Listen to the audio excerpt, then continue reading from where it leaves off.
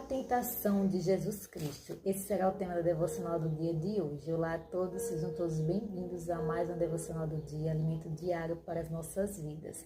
O devocional se conta aqui no livro de Lucas, capítulo 4, versículos 2, 3 e 4, que vai dizer assim: E 40 dias foi tentado pelo diabo, e naqueles dias não comeu coisa alguma.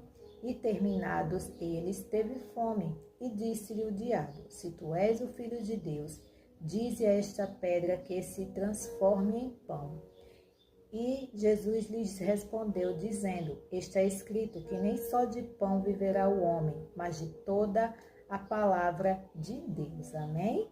Aqui fala especificamente da tentação de Jesus no deserto, né? Quando ele passou 40 dias e 40 noites no deserto, e ele foi tentado pelo diabo durante esse período, né? E quando terminou aquele período da provação, do deserto, né? Que ele estava passando ali, que Jesus estava passando por todo aquele momento de provação, né?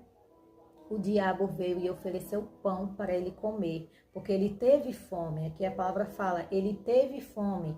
Então, o diabo aproveitou aquele momento de fraqueza de Jesus, né? Viu que ele estava fragilizado, com fome, e ofereceu pão a ele. Ele falou para Jesus: se tu é o Filho de Deus, se você tem poder, né, sobre todas as coisas, transforme essas pedras em pão e coma.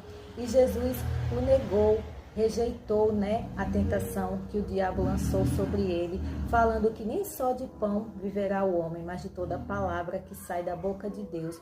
Nós não vivemos só do pão sólido, né, do pão material. Nós precisamos do alimento espiritual, que é a palavra de Deus. O que sustentou Jesus naquele momento no deserto foi o próprio Deus, foi o Espírito Santo de Deus, né, alimentando o seu espírito para que ficasse forte, né, no deserto, e ele pudesse passar aquela tentação, pudesse passar aquela provação, né, durante os 40 dias e 40 noites. Nós não conseguimos passar esse tempo todo sem comer, né, porque só Deus, né, Jesus conseguiu, porque ele era o próprio Deus, mas mesmo assim ele estava em forma de homem e ele teve fome, né, ele teve fraqueza, ele precisou comer. E quando Jesus resistiu a essa tentação, os anjos de Deus vieram e o alimentaram, né?